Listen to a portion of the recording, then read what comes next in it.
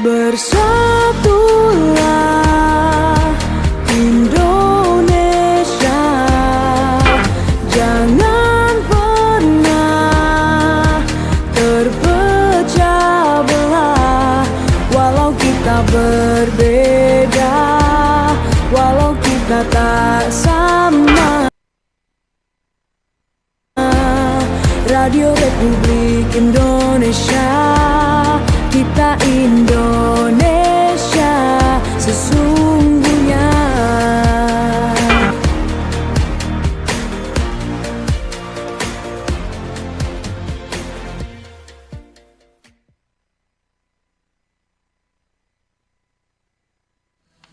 Selamat siang pendengar, pemirsa di mana saja berada. Senang sekali kita berjumpa kembali di Dialog Interaktif. Dan kali ini mengangkat mengenai pengarus utamaan gender, pemenuhan hak anak, tanggung jawab siapa. Di hari Selasa 6 Mei 2025, saya Ika Darsono Mamuaya hadir untuk Anda. Dan senang sekali di studio siang hari ini sudah hadir dua narasumber yang berkompeten dengan dialog yang kita angkat di siang hari ini ya. Ibu Nita Tarumingkeng SSTP MPA sebagai Kepala Bidang Pemenuhan Hak Anak. Selamat siang Bu. Selamat siang. Iya, senang sekali ya Ibu bisa hadir berdialog untuk siang hari ini di studio. Dan kemudian Ibu Hana Monare MPSI, Psikolog Klinis RSUP Prof. Kando Manado. Selamat siang juga Bu ya. Oke, senang sekali kita berjumpa di dialog semacam ini ya. Oke, kita memberikan makna dan mengangkat mengenai pengaruh utamaan gender, pemenuhan hak anak, tanggung jawab siapa. Ya, kalau saya bertanya kepada Ibu Nita Tarumingkeng SSTP MPA, Kepala Bidang Pemenuhan Hak Anak, sebenarnya apa yang menjadi tanggung jawab ataupun Ibu sebagai Kepala Bidang Pemenuhan Hak Anak ini seperti apa Bu, dikaitkan dengan topik yang kita angkat siang hari ini? Oke, terima kasih Bu. Saya mencoba menjawab. Sebelumnya berbicara tentang anak, kita pahami dulu apa itu anak. Jadi menurut Undang-Undang Nomor 35 Tahun 2014 tentang Perlindungan Anak, anak itu adalah seseorang yang berusia belum 18 tahun, termasuk anak yang ada di dalam kandungan. Ya, jadi kategori usia anak itu belum mencapai usia 18 tahun atau 1 hari sebelum 18 tahun, termasuk anak yang masih dalam kandungan. Dalam kandungan. Jadi kalau dia sudah di atas 18 tahun sudah tidak masuk dalam kategori usia anak. Abi berbicara tentang pemenuhan hak anak, siapa yang bertanggung jawab? Pemenuhan hak ini yang bertanggung jawab ada berbagai pihak, antara lain yang pertama negara, dalam hal ini pemerintah, baik pemerintah pusat maupun pemerintah daerah, provinsi maupun dan kabupaten kota. Kemudian yang bertanggung jawab terhadap pemenuhan hak anak ini juga ada dari masyarakatnya. Kemudian orang tua ataupun keluarga, serta tanggung jawab dari anak itu sendiri, dari pribadinya. Ya, baik, sebelum kita lanjut ya, untuk pendengar dan pemirsa di mana saja berada bisa bergabung bersama kami di 082195835080. Kami mengundang Anda untuk berpartisipasi di line telepon kami di 082195835080 yang mengangkat mengenai topik pengarus utamaan gender, pemenuhan hak anak, tanggung jawab siapa. Ya, kita beralih ke Ibu Hana Monare MPSI sebagai Psikolog Klinis Rumah Sakit Umum Prof. Kando Manado. Ibu sendiri keterkaitannya dengan topik yang kita angkat ini sebagai bagaimana menurut Ibu dengan hak-hak anak yang harus dipenuhi dari sisi psikolog ya. Oke. Ya, terima kasih. Jadi kita bicara kembali tentang anak. Ya, tadi sudah dikatakan oleh Bu Nita, anak berarti ketika dia dalam janin saja sudah disebut anak. Berarti siapa akan bertanggung jawab? Pertama, siapa yang membuat dia? Gitu ya. Itu pertamanya dulu ya. Karena itu fondasi awal gitu. Ketika dia lahir adalah hak-hak anak itu bagaimana hak asasi anak. Anak adalah manusia di mana dia juga memiliki hak asasi untuk bertumbuh, berkembang sehingga dia bisa dilibatkan berpartisipasi aktif dalam lingkungan masyarakat. Seperti itu kalau bicara tentang perspektif dari psikologi gitu tentang hak anak. Iya. Terus kayak Ibu Nita sendiri seperti apa sebenarnya yang dimaksud dengan hak-hak anak ini dikaitkan dengan tanggung jawab sebagai Kepala Bidang Pemenuhan Hak Anak dari segi pemerintah dalam hal ini Pemprov Sulawesi Utara, Bu? Iya. Jadi hak anak ini adalah bagian dari hak asasi manusia yang wajib dijamin, dilindungi dan dipenuhi baik oleh orang tua, keluarga, masyarakat maupun negara. Dalam hal ini pemerintah yang di dalamnya ada kami pemerintah Provinsi Sulawesi Utara, Dinas Pemberdayaan Perempuan dan Pengembangan Daerah Provinsi Sulawesi Utara. Setiap anak ini memiliki hak yang sama karena anak merupakan anugerah Tuhan atau ciptaan Tuhan yang harus kita jaga, kita lindungi dan harus kita penuhi hak-hak mereka. Demikian. Ya, ya kami ingatkan kembali untuk pendengar dan pemirsa di mana saja berada, Anda bisa bergabung bersama kami di 0821 9583 5080. Silakan Anda ingin bertanya, berpartisipasi mengenai topik yang kita angkat di siang hari ini mengenai pengarus utamaan gender, pemenuhan hak anak, tanggung jawab siapa di 0821 9583 5080 yang sudah hadir bersama kita di studio siang hari ini dari Ibu Nita Tarumingkeng SSTP MPA, Kepala Bidang Pemenuhan Hak Anak, juga Ibu Hana Monare MPSI, Psikolog Klinis Rumah Sakit Prof. Kando Manado. Ya, sebenarnya apa saja hak-hak anak kalau Ibu Hana Monare melihat hak anak di sisi psikolognya? Seperti apa Ibu Hana? Oke. Ya, kita bicara pertama bagaimana hak untuk hidup. Bahwa setiap anak berhak untuk hidup dilindungi sejak dalam kandungan ya, dari lahir itu. Makanya kalau kayak bicara tentang kondisi anak Ibu, ketika saya sebagai psikolog klinis, kami akan asesmen orang tuanya bagaimana dalam proses kandungan gitu. Karena dalam proses kandungan ini kan kita melihat apakah orang tuanya menerima enggak anak ini gitu. Berarti itu kan akan memperhitungkan bagaimana dia ke depannya. Ketika orang tua menolak ataupun mungkin seorang ibu mendapatkan perlakuan yang tidak menyenangkan dari pasangannya, ini bisa berpengaruh ke tumbuh kembang anak. Jadi yang pertama hak anak untuk hidup dan kedua adalah tumbuh kembang anak.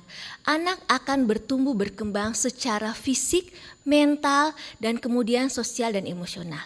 Secara fisik, nah ini bicara tentang kondisinya. Beberapa kasus ya yang didapati ya Ibu Nita, ya ini kembali lagi bagaimana ketika anak dalam kondisi sakit misalnya. Datang di usia misalnya sudah 3 tahun.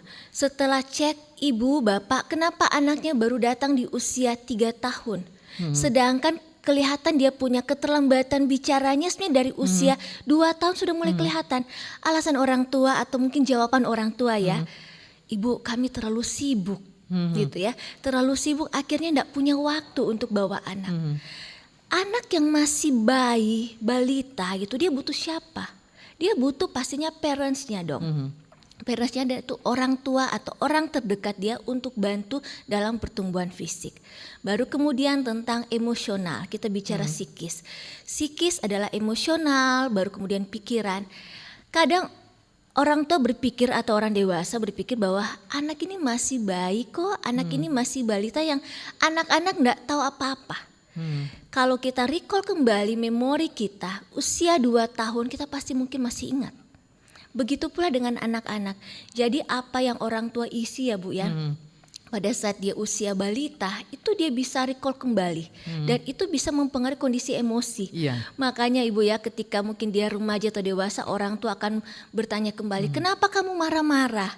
Nah, siapa yang membentuk anak itu dari usia balita? Golden age itu kan mempengaruhi tumbuh kembang. Begitu pula dengan sosial dan sebagainya. Iya, jadi harusnya dari orang tua Iya, ya merencanakan dari saja baru mau nikah, Iya. sudah ada perencanaan bagaimana anak itu nantinya ya, pemenuhan hak-hak anak. Jadi sebenarnya hak-hak anak ini kalau melihat dari peraturan anak ya dan konvensi anak, sebenarnya bidang apa saja yang meliputi hak anak tersebut, Bu? Ibu Nita seperti apa, Bu?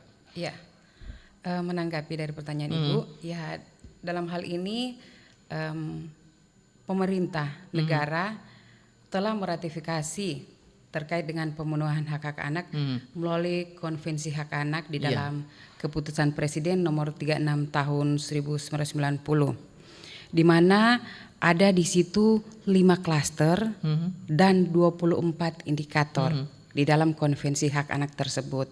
Iya. Dari 5 klaster ini yang terkait dengan pemenuhan hak anak kita bisa lihat di dalam klaster 1 sampai dengan klaster yang keempat. Jadi klaster yang pertama yang berbicara tentang hak sipil dan kebebasan. Terus klaster yang kedua tentang lingkungan keluarga dan pengasuhan alternatif. Dan klaster ketiga tentang kesehatan dasar dan kesejahteraan, serta klaster yang keempat pendidikan, pemanfaatan waktu luang dan kegiatan budaya. Dari 4 klaster ini beberapa hak anak yang ada di dalamnya. Yang pertama, anak berhak atas nama sebagai identitas diri dan status kewarganegaraannya. Kemudian anak berhak untuk beribadah menurut agamanya. Mereka berhak untuk berpikir, berprestasi sesuai dengan tingkat kecerdasannya. Yang ketiga, anak berhak untuk mengetahui orang tuanya. Dia dibesarkan atau diasuh oleh orang tuanya sendiri. Dan kemudian anak berhak memperoleh pelayanan kesehatan, jaminan sosial sesuai dengan kebutuhan fisik mereka. Kemudian anak juga berhak mendapatkan pendidikan pengajaran dalam rangka untuk pengembangan pribadinya. Dan yang terakhir, anak berhak untuk menyatakan dan didengar pendapat mereka. Jadi mereka berhak untuk berpartisipasi baik dalam bidang pembangunan maupun kemasyarakatan. Iya. Menarik sekali, Ibu Hana Monare. Sebenarnya apa saja alat ukur untuk melihat hak anak sudah terpenuhi atau belum, atau seperti apa, Bu? Oke. Nah, ini yang kita bicara bagaimana kita bisa mengukur bahwa anak itu sudah mendapatkan haknya. Misalnya contoh seperti ini. Orang tua menuntut anak untuk mendapatkan nilai yang excellent, untuk mendapatkan nilai 100. Adik, kakak kamu harus seperti ini ya. Tapi kembali lagi dievaluasi, apakah orang tua sudah memberikan hak anak itu? Hak anak yang seperti apa? Oke, kami sudah berikan kok fasilitasnya. Kami berikan dia sekolah yang terbaik, kami berikan guru les gitu ya, dan yang lain-lain. Tapi ternyata di luar sana ada yang miss, ada yang kurang. Kedekatan emosional, bonding antara orang tua dan anak, sedangkan anak itu butuh. Akhirnya ketika dia tidak mendapatkan itu atau dia yang kurang terlewati, ini akan mempengaruhi kesehatan mental anak. Jadi bagaimana mengukur anak itu dia bisa memenuhi kebutuhannya adalah ketika dia bisa hidup secara fisik sehat, secara mental dan juga secara sosial. Iya. Pendengar dan pemirsa di mana saja berada, kami mengajak Anda dan mengundang Anda untuk berpartisipasi di line telepon 0821 9583 5080. Sekali lagi di 0821 9583 5080 sesudah pesan-pesan berikut ini. Kanal informasi dan inspirasi Pro1 RRI Digital. Nikmati kemudahan interaksi, partisipasi, dan kolaborasi dengan RRI Digital. Interaksi, dengar dan saksikan siaran langsung kami, daftarkan akun kamu, dan mulailah berinteraksi di setiap program dan konten kami. partisipasi. Kreasikan konten kamu dengan berita, podcast, vlog, film, musik, dan playlist. Kolaborasi, kami mengajak berbagai komunitas untuk berkembang bersama melalui digital platform. RRI Digital sekarang menghadirkan terobosan baru, workspace platform dan online learning platform dengan fasilitas-fasilitas unggulan, monitor impact dan outcome, meeting online, video conference, dan library. RRI Digital menghadirkan fitur-fitur untuk peningkatan interaksi, partisipasi, kolaborasi, workspace, dan learning. Yuk segera download RRI Digital. Wih, keren banget nih. Katanya ada obat herbal bisa mencegah sakit gigi seumur hidup. Ada hoax tuh. Widih. Ini juga keren nih. Ada sumber energi baru PLTH, pembangkit listrik tenaga hampa. Iya, itu juga hoax kali. Lu bacanya apaan sih? Aduh, pantesan portal abal-abal lu baca. Kalau mau baca berita yang lengkap tapi udah verified, mulai dari berita nasional, internasional, olahraga, gaya hidup sampai hiburan, lu cukup klik rri.co.id. Di situ lu juga bisa streaming RRI Digital. Aduh, makanya cek-cek dulu biar gak kegocek di rri.co.id.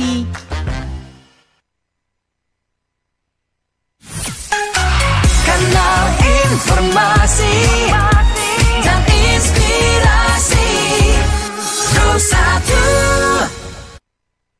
Pendengar dan pemirsa di mana saja berada, kami kembali untuk Anda di Dialog Interaktif siang hari ini. Pengaruh utamaan gender, pemenuhan hak anak, tanggung jawab siapa? Anda boleh bersama kami di 0821 9583 5080. Sekali lagi untuk pendengar dan pemirsa di mana saja berada, Anda boleh ikutan bergabung di 0821 9583 5080 untuk bertanya ke kedua narasumber yang ada di studio siang hari ini, Ibu Nita Tarumingkang SSTP MPA sebagai Kepala Bidang Pemenuhan Hak Anak, kemudian Ibu Hana Monare MPSI, Psikolog Klinis Rumah Sakit Prof. Kando Manado. Mungkin ada masalah dengan anak Anda atau pemenuhan hak anak yang perlu Anda tanyakan kepada kedua narasumber kami, silakan Anda bergabung bersama kami di 0821 9583 5080. Ya, saya ingin bertanya kepada Ibu Hana ya sebagai psikolog. Baru-baru ini ada satu kasus yang didapati ya Bu ya, seorang anak nanti kedapatan sudah dewasa bahwa dia ada satu kelainan yang mana dia akan masuk satu profesi tertentu yang mengharuskan memeriksa semua secara psikis ya. Dan ternyata dari situ baru ketahuan, jadi sekitar 17-18 tahun ya, baru ketahuan bahwa anak tersebut ada kelainan di bagian psikisnya itu yang memang penentu juga di dalam ataupun dia akan masuk di dunia profesi tersebut. Terus dokter bertanya kemana orang tuanya, kenapa tidak dari bayi orang tuanya mengetahui bahwa anak ini memang ada kelainan yang memang seharusnya bisa dilihat begitu secara fisik dah. Tetapi ini sudah dewasa baru ketahuan justru ketika dia akan masuk profesi tersebut dan dia gugur di tes tersebut. Jadi seperti apa Bu peran orang tua ini melihat jadi pemenuhan hak anak seperti apa, bukan saja hanya sebatas memberi makan dan memperhatikan yang seperti itu, menurut Ibu bagaimana? Ya betul, berarti kita kembali lagi ke hak yang paling pertama dong, ke tumbuh kembang anak. Iya. Jadi ketika dia tumbuh kembang ini kan akan mempengaruhi bukan saat dia usia anak, tapi akan kelihatan sekali ketika dia sudah mulai usia remaja menginjak dewasa. Nah kondisi atau kasus yang terjadi ketika didapati pada saat usia dewasa, dia mengalami masalah di gangguan fisik berarti Ibu ya. Iya. Kalau saya tadi cermati bahwa di usia yang sebenarnya dia bertumbuh berkembang itu, mohon maaf, bagaimana peran orang tua? Oke, apakah mungkin hanya secara fasilitas terpenuhi, tetapi kepekaan, kepekaan itu kan bukan kita hanya lihat dari luar saja, lihat secara deep gitu ya, secara dalam gitu, dari dia punya ekspresinya kalau kita bicara psikis. Iya. Tapi kalau bicara perilaku, nah misalnya anak aja yang contoh anak usia remaja perempuan, ketika dia mendapat haid gitu, yang pertama ya, Iya. orang tua kan pasti akan khawatir dan excited juga, Iya. gimana sayang gitu ya, langsung cek bagaimana kondisi Iya. gitu ya, karena kekhawatiran. Apalagi kalau berhubungan dengan ada gangguan fisik yang lain. Ketika mungkin anak yang mengeluhkan, mama papa kok aku bagian belakang aku kok enggak sama dengan teman yang lain gitu. Bagaimana kepekaan orang tua? Atau contoh seperti ini deh, kalau kita bicara fisik. Fisik itu sesuatu yang terlihat. Kalau psikis kan sesuatu yang tidak terlihat. Secara fisik sebenarnya itu terlihat. Tapi bagaimana sih kepekaan orang tua untuk memperhatikan? Mungkin anak sudah mengeluhkan, tetapi respon orang tuanya bagaimana? Atau mungkin ketika orang tua melihat itu, tetapi mereka kurang peduli, Iya. berpikir masih kecil kok, enggak apa-apa gitu ya. Nah, nanti di saat ada suatu kondisi yang membuat harus pemeriksaan dan menuntut harus fisiknya sehat, itu baru kekhawatiran gitu. Ya, terus kalau Ibu Hana sendiri sebagai Kepala Bidang Pemenuhan Hak Anak di Sulut sendiri berapa banyak Ibu kasus? Nita. Ya, Ibu Nita ya, berapa banyak kasus yang atau memang sudah dapat ataupun belum ada kasus di Sulawesi Utara ini sendiri dan terkait dengan tidak atau belum terpenuhinya hak-hak anak ini seperti apa, Bu? Kalau bicara tentang kasus dalam bentuk angka ya, Bu. Iya. Kalau tentang anak, kita lebih memang ke perlindungan khusus anak, yaitu bagaimana penanganan dan pelayanan untuk anak-anak yang mengalami tindak kekerasan. Kalau terkait dengan pemenuhan hak anak, memang ada indeks pemenuhan hak anak secara keseluruhan seluruh provinsi di Indonesia. Dan untuk indeks pemenuhan hak anak untuk Provinsi Sulawesi Utara, dia berada di range tengah. Dari 38 provinsi berada di posisi tengah untuk indeks pemenuhan hak anak untuk Provinsi Sulawesi Utara. Kalau untuk Provinsi Sulawesi Utara sendiri itu memang untuk datanya belum tersedia. Iya. Ya, kita ke pertanyaan ya dari pendengar dan pemirsa yang masuk dari Lisa di kampus. Tantangan untuk pemerintah atau yang berkompeten di bidang perlindungan anak kiranya dapat memberikan pengertian kepada orang tua yang tidak semuanya orang tua sadar akan hak-hak anak. Kira-kira usaha apa yang sudah Ibu Nita dan kawan-kawan lakukan? Seperti apa Ibu Nita? Oh iya. Sesuai pertanyaan dari Ibu Lisa ya yang ada di kampus. Iya. Terima kasih Ibu Lisa untuk pertanyaannya. Memang terkait dengan pemenuhan hak anak yang telah dilakukan oleh pemerintah, di mana pemerintah hadir dalam melakukan pemenuhan maupun perlindungan anak melalui berbagai macam program dan kegiatan yang ada di pemerintah Provinsi Sulawesi Utara melalui Dinas Pemberdayaan Perempuan dan Perlindungan Daerah Provinsi Sulawesi Utara. Antara lain, yang pertama kami melakukan sosialisasi tentang pencegahan kekerasan terhadap anak, baik itu di lingkungan sekolah. Jadi kami melakukan sosialisasi, kami turun langsung ke sekolah-sekolah yang ada di Kota Manado, di Kabupaten Mesa Utara dan sekolah-sekolah yang lainnya. Jadi kami memberikan sosialisasi terkait tentang pemenuhan hak anak.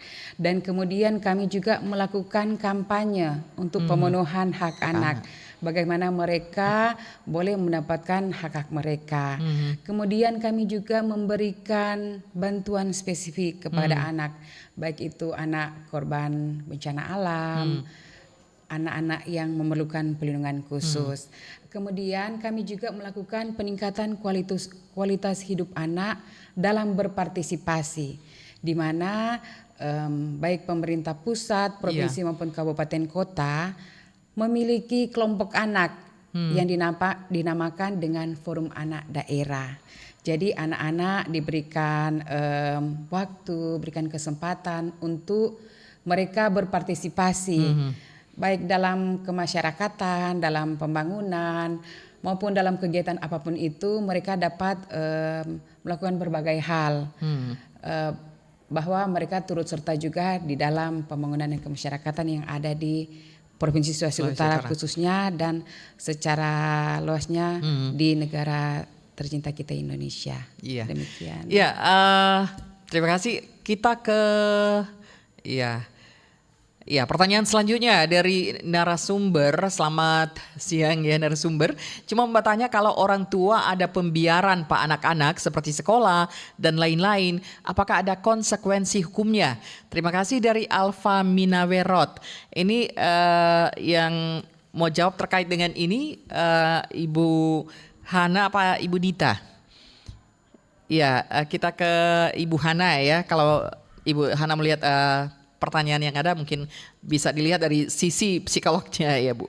Ya silakan Bu. Ya, jadi kalau ketika sudah namanya pembiaran berarti kan sudah sebuah ketidaknyamanan kan buat anak gitu ya. Nah di sini kembali lagi kalau bicara tentang hukumnya ada, tapi dia berproses gitu ya. Mungkin dari pihak sekolah dulu ya ditangani gitu, kemudian ketika tidak terselesaikan akan berhubungan dengan pihak berwajib, ada mungkin dengan edukasi kembali gitu, baru kemudian ada teguran. Kalau ternyata memang tergantung case-nya ya, tapi mungkin yang berkompeten adalah bagian hukum ya. Tapi kalau dari saya, pembiaran pada anak adalah sebuah perbuatan yang sudah termasuk kekerasan. Karena di salah satu bentuk kekerasan adalah pembiaran anak gitu ya, atau tidak mampu untuk mengurus anak dengan baik. Itu sudah termasuk dalam kekerasan dan konsekuensi hukumnya ada. Iya. Kalau Ibu Nita sendiri di bidang perlindungan anak ya, sudah ada yang ke bagian pemberdayaan anak, perlindungan anak untuk mengadukan ada pembiaran anak dan lain sebagainya. Seperti apa Ibu Nita? Ya, terima kasih Bu. Ya, tentu sudah ada klien-klien yang pergi mengadukan, melaporkan terkait pembiaran anak atau penelantaran anak begitu. Karena kami di pemerintah Provinsi Utara memiliki unit pelayanan teknis daerah UPTD Perlindungan Perempuan dan Anak. Jadi bagi masyarakat yang mungkin melihat, merasakan, mendengar terkait dengan pembiaran anak seperti ini, penelantaran anak, silakan dilaporkan ke UPTD kami. Jadi UPTD PPA ini di bawah Dinas Pemberdayaan Perempuan dan Perlindungan Daerah Provinsi Utara yang ada di Pemprov Sulawesi Utara. Ya, jadi bisa kalau orang melihat ya ada pembiaran anak, ada yang tidak memenuhi hak anak, orang bisa mengadukan ke pemberdayaan anak ya di Pemprov. Iya. Kalau kita melihat dari sisi untuk mengukur hak anak sudah terpenuhi atau belum, seperti apa Ibu? Ya, kita ke Ibu Hana ya sebagai seorang psikolog, seperti apa Bu? Mungkin di rumah sakit ada juga yang mengadukan atau gimana Bu? Ya, kalau di rumah sakit biasanya ketika dia case dalam masalah gangguan fisik gitu ya. Jadi ketika dia masuk dengan gangguan fisik, kami akan bertanya itu siapa yang jaga. Nah, kalau masih usia anak yang baiknya gitu, alangkah baiknya dan seharusnya dia kan adalah orang tua gitu. Tetapi ada beberapa case juga ya itu karena dengan bahasanya penelantaran gitu. Orang tua mengatakan oh ya dia sibuk kerja gitu. Akhirnya ada case anak itu dibiarkan sendiri. Nah itu akan mempengaruhi juga kan bagaimana ketidaknyamanan anak tersebut gitu. Dia akan dia melihat, dia merekam gitu. Oh ternyata saya kondisi sakit saja tidak diperhatikan. Nah ini mengukur bagaimana hak anak itu terpenuhi dari kualitas dari anak tersebut. Apakah dia merasakan nyaman? Apakah dia merasakan orang tua mensupport dia? Apakah dia merasakan bahwa orang tua atau lingkungan sekitar bisa peduli dengan dia. Dan ini kan kita bicara hak siapa juga yang bertanggung jawab, kembali lagi bagaimana juga dengan fasilitas gitu ya. Nah jadi anak bisa merasakan, dia bisa berekspresi, kayak dia bisa menjadi dirinya ya untuk berinteraksi dengan lingkungannya. Kalau secara psikologi mengukur bagaimana hak anak itu terpenuhi. Ya. Pendengar dan pemirsa di mana saja berada, kami terus mengajak Anda untuk berdialog dengan dua narasumber yang ada di studio siang hari ini. Silakan Anda boleh bergabung bersama kami di line telepon yang sudah kami informasikan tadi ke ruangan Anda. Dan kita bertanya selanjutnya ke Ibu Nita ya. Ibu Nita, siapa yang paling sebenarnya berkewajiban untuk memenuhi hak anak ini? Ya, baik Bu, terima kasih. Jadi yang berkewajiban untuk memenuhi hak-hak anak itu yaitu ada orang tua, masyarakat, serta negara. Orang tua memiliki kewajiban utama dalam memenuhi kebutuhan dasar hak-hak anak. Itu mereka memberikan kasih sayang terhadap mereka, memenuhi hak atas pendidikan yang berkualitas, hak atas kesehatan, hak untuk bermain maupun hak untuk hak berhibur begitu. Kemudian dari segi masyarakat juga memiliki peran penting dalam pemenuhan hak anak. Sedangkan dari negara atau pemerintah itu bertanggung jawab memastikan bahwa hak anak itu dihormati, dilindungi, dan dipenuhi. Ya, demikian. Iya. Baik, pendengar pemirsa, kita ke pertanyaan selanjutnya. Mengapa kekerasan anak masih tinggi di Indonesia? Apakah negara tidak dapat menciptakan suasana yang aman dan nyaman untuk anak-anak di Indonesia? Pertanyaan dari Alfa di Sario. Nah, mengapa kekerasan anak masih tinggi di Indonesia? Apakah negara tidak dapat menciptakan suasana yang aman dan nyaman untuk anak-anak di Indonesia? Bagaimana menurut Ibu Hana Monare sebagai seorang psikolog? Ibu Hana? Kekerasan masih tinggi di Indonesia karena ini seperti bom waktu ya. Ibaratnya dulunya sudah banyak tetapi tidak terekspos. Karena sekarang kita berada dalam era digital, semuanya bisa terlihat dan terukur gitu ya, berapa kasusnya gitu. Dan yang kita perlu kasih apresiasi juga, semakin banyak orang yang aware, semakin banyak orang yang berani untuk speak up, untuk mendapatkan keadilan buat dirinya. Anak usia SD ketika dia merasa tidak nyaman, dia bisa melaporkan gitu ya, gurunya mungkin ya, ataupun dia bisa melaporkan temannya ketika dia mendapat bully. Jadi semakin banyak orang yang aware, peduli dan berani untuk bicara dan mendapatkan perlindungan. Seperti itu Ibu. Iya. Kita melihat pertanyaan selanjutnya, kasus-kasus kriminalitas. Kita melihat kasus-kasus, mendengar kasus-kasus yang lebih viral lagi di Bitung ya, dengan pelaku yang masih anak-anak, masih remaja ya. Nah, pertanyaan ini dari Jermon di Bitung. Kasus-kasus kriminalitas di Kota Bitung yang viral hari-hari ini pelakunya kebanyakan anak-anak. Nah, gimana pemerhati anak-anak menyikapi hal ini? Demikian dari Jermon yang ada di Bitung. Nah, ini kalau Ibu Hana seperti apa Ibu Hana melihat? Ya, semakin banyaknya pelaku anak ya, anak yang menjadi disebut pelaku. Secara psikologi, anak yang menjadi pelaku sebenarnya dia adalah korban kekerasan sebelumnya. Jadi anak itu meniru, anak itu mempraktekkan dan dia mengekspresikan dirinya pada saat dia remaja, pada saat dia semakin dewasa. Dan kemudian kita harus lihat lagi bagaimana latar belakang keluarganya, bagaimana lingkungan sekitar dia, itu kan bisa mempengaruhi cara berpikir dan perilaku dia saat berinteraksi dengan lingkungan. Bagaimana juga orang-orang atau circle itu kan berpengaruh ke anak gitu. Dan yang pastinya kembali lagi ke pribadi dari anak tersebut. Karena ini kita bicara tentang personality, kepribadian dari anak tersebut, kemampuan dia untuk mengolah emosinya, kemampuan dia untuk mengolah dorongan agresif supaya perilakunya masih bisa terkontrol. Makanya sekarang bukan hanya di Bitung saja ya Bu ya, di beberapa tempat juga ya Ibu Nita, mungkin di Sulawesi Utara. Ini kita bicara kembali lagi ke pribadi dari anak tersebut. Tetapi yang perlu diingat adalah siapa yang membentuk pribadi dari anak tersebut. Iya. Gitu. Kalau untuk Ibu Nita sebenarnya di Pemprov sendiri yang dibahas ataupun apa yang harus ditangani dengan kejadian-kejadian seperti yang terjadi di Bitung ini, viral dengan perbuatan-perbuatan dari anak-anak itu sendiri. Jadi kalau dari bidang Ibu sendiri, pemberdayaan anak, perlindungan anak, seperti apa Bu? Ya, terima kasih Bu. Kalau terkait dengan keberadaan dari Dinas P3AD Provinsi Sulawesi Utara, di mana dalam hal sesuai pertanyaan ini, kasus-kasus kriminalitas, kalau kami sudah melaksanakan tugas pokok dan fungsi kami sebagai pemerintah yang hadir untuk perlindungan anak maupun pemenuhan hak anak.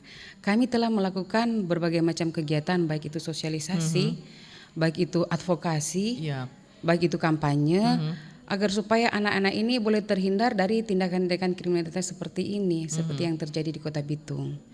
Kami juga berharap pemerintah tidak bekerja sendiri. Tentu di situ ada masyarakat, ada orang tua, keluarga maupun anak itu sendiri. Jadi pemerintah sudah melakukan sosialisasi, tapi apa peran dari masyarakat maupun orang tua terhadap anak-anak yang melakukan kasus-kasus kriminalitas seperti yang dilakukan di Kota Bitung ini? Bagaimana pola pengasuhan yang dilakukan oleh orang tua terhadap anak mereka? Apakah mungkin seperti yang disampaikan oleh Ibu Hana tadi, orang tua sibuk dengan pekerjaan mereka dan anak dibiarkan untuk bertumbuh berkembang sendiri tanpa ada pengasuhan yang baik dari orang tuanya. Begitu juga dari masyarakat. Apakah masyarakat peduli atau perhatian kepada anak-anak? Kalau bahasa Manado, so tahu-tahu kok banyak anak nakal di sekitar. Kenapa orang masyarakat, orang tetangga, orang Birman hanya diam saja? Kan kita memiliki aparat penegak hukum. Silakan kita laporkan untuk anak-anak yang mengalami kasus-kasus seperti ini. Seperti itu, Bu. Ya, kalau Ibu Hana sendiri sebagai seorang psikolog, apakah ada pendampingan untuk anak-anak seperti ini dalam kasus-kasus begini? Iya, pastinya ya Bu ya. Nah, mungkin izin saya menambahkan Ibu Nita, di kabupaten kota itu ada namanya kan Dinas Pemberdayaan, juga ada layanan yang tadi sama di provinsi ada UPTD PPA provinsi, begitu pula di kabupaten kota, dan pastinya penanganan juga secara komprehensif didampingi gitu ya dengan konselor dan psikolog yang ada di UPTD PPA kabupaten kota setempat. Iya. Baik, pendengar dan pemirsa di mana saja berada, kami akan kembali setelah pesan-pesan berikut ini dan tetap bersama kami di dialog interaktif yang mengangkat mengenai pengaruh utama gender, pemenuhan hak anak, tanggung jawab siapa, setelah pesan-pesan berikut ini. Kanal informasi dan inspirasi.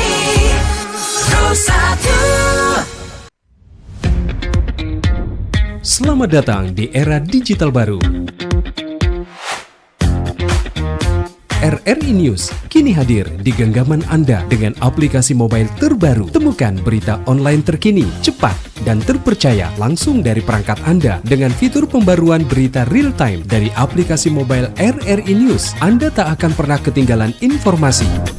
Nikmati kemudahan akses berita nasional dan internasional, berita terpopuler, dan video berita terbaru kapan saja dan di mana saja. Dilengkapi dengan teknologi terkini, aplikasi mobile RRI News memberikan pengalaman membaca yang lebih baik. Dapatkan notifikasi berita penting langsung di layar ponsel Anda. Jelajahi kategori berita yang Anda minati, mulai dari politik, ekonomi, budaya, hingga olahraga.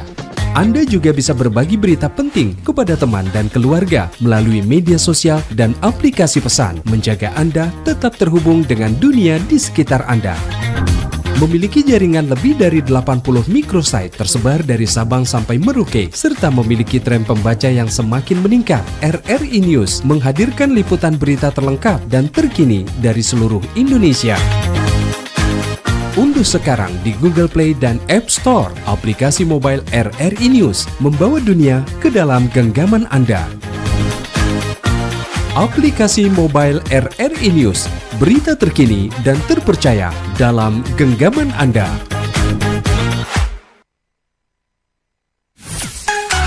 Kanal informasi dan inspirasi. Pro 1. Pendengar dan pemirsa di mana saja berada, senang sekali kita masih bersama di dialog interaktif siang hari ini yang mengangkat mengenai pemenuhan hak anak, tanggung jawab siapa. Bersama dua narasumber, Ibu Nita Tarumingkeng, SSTP MPA, Kepala Bidang Pemenuhan Hak Anak, dan juga Ibu Hana Monare MPSI, Psikolog Klinis di RSUP Prof. Kando Manado. Kita lanjutkan ya. Ya, Iya, pertanyaan-pertanyaan sudah ada tadi ya. Kalau masih ingin bertanya juga masih ada waktu untuk 082195835080. Silahkan untuk Anda pendengar yang masih ingin bertanya, berdialog kepada dua narasumber yang ada di studio siang hari ini, silahkan. Dan kita lanjut kalau ya Ibu Nita ya, di Pemprov sendiri apa sebenarnya yang dilakukan dalam menjamin terpenuhinya hak-hak anak tersebut? Ya, jadi terkait dengan tugas, pokok dan fungsi dari Dinas P3AD, dalam hal ini kami Dinas P3AD yang ada di Pemerintah Provinsi Sulawesi Utara, banyak kebijakan yang telah kami lakukan. Baik itu kebijakan dalam bentuk program dan kegiatan yang terkait dengan pemenuhan hak anak maupun kebijakan dalam bentuk regulasi atau aturan-aturan yang telah dikeluarkan baik itu oleh pemerintah daerah dalam hal ini Pemprov Sulut maupun yang dilakukan oleh pemerintah pusat. Iya, kita ke Ibu Hana ya. Kalau Ibu Hana sendiri bagaimana, Bu? Sebenarnya kita perlu apresiasi juga buat pemerintah ya, karena saat ini mungkin Manado dulu dengan sekarang itu berbeda. Maksudnya di sini semakin kita melihat banyak tempat-tempat kayak rekreasi gitu ya, itu menjadi ruang anak gitu ya. Anak dari usia balita dia bisa bermain, ataupun saya lihat ada beberapa tempat untuk olahraga gitu. Itu kan salah satu hak anak. Siapa akan membantu memenuhinya, dan ya bersyukur pemerintah mulai mendukung itu. Pemerintah mulai mendukung bagaimana bisa anak-anak mendapatkan fasilitas, karena secara psikologi cara tersebut itu bisa meminimalisir kekerasan pada anak gitu ya. Anak memiliki ruang untuk mengekspresikan dirinya secara terarah dan positif. Nah, kita ke konsekuensi apa jika ada pihak yang sengaja tidak mengindahkan hak-hak anak ini. Seperti apa Bu Nita? Ya, tentu bagi orang-orang atau bisa dikatakan pelaku yang terbukti melanggar hak-hak anak, itu ada konsekuensinya, ada sanksi pidananya. Itu juga bisa kita lihat di dalam regulasi Undang-Undang Perlindungan Anak. Iya. Kalau dari Ibu Hana sendiri seperti apa, Bu? Konsekuensinya ya kembali akan berhubungan dengan hukum ya gitu.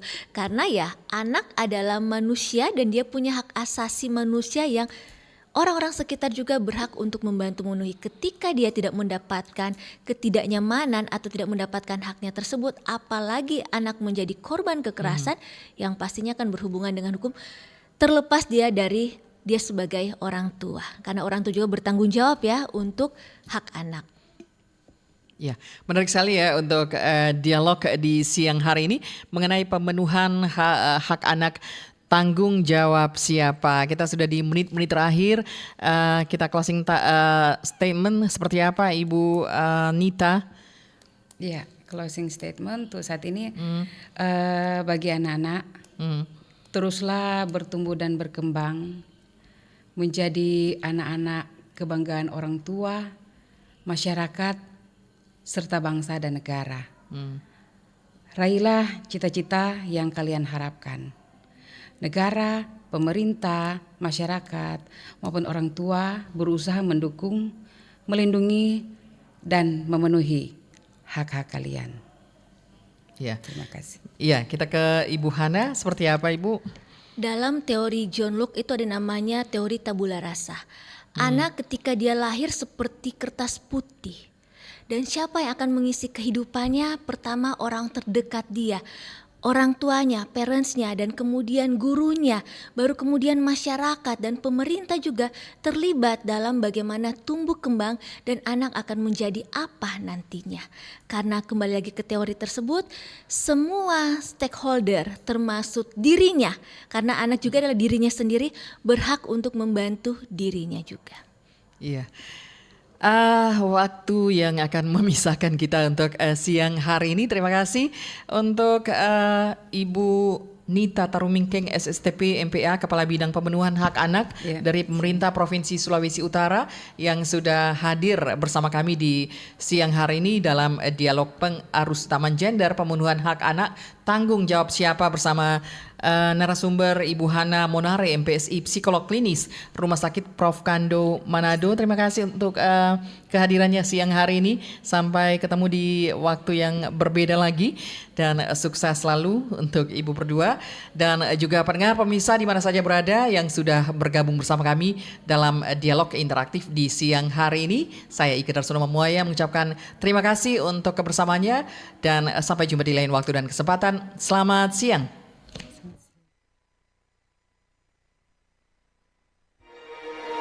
Bersatulah Indonesia, jangan pernah terpecah belah. Walau kita berbeda, walau kita tak sama, Radio Republik Indonesia, kita Indonesia.